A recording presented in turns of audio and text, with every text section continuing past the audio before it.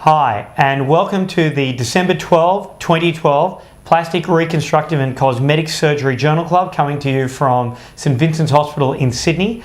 The registrar presenting tonight was Dr. Mark Langbart, who is the registrar at the Children's Hospital at Westmead at the moment. So Mark, we did 4 papers today. What was the first paper that we did? So the first paper we discussed was legal disputes over issues of informed consent in Australia.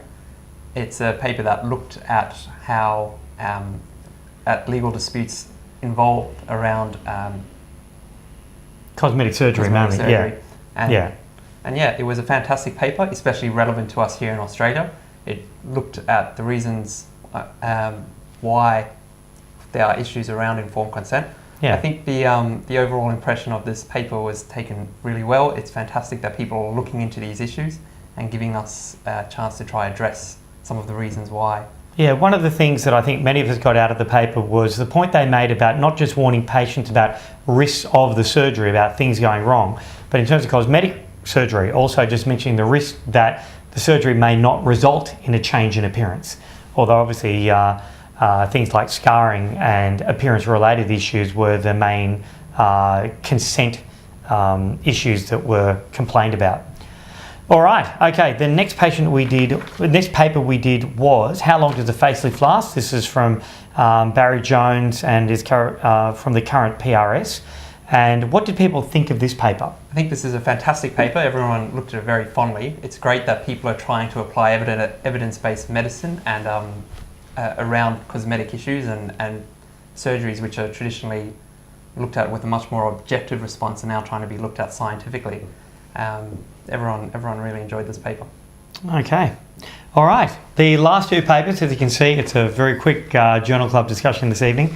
The last 2 was, the first one was the classic paper, which is the Ramirez component separation paper from 1990 in PRS.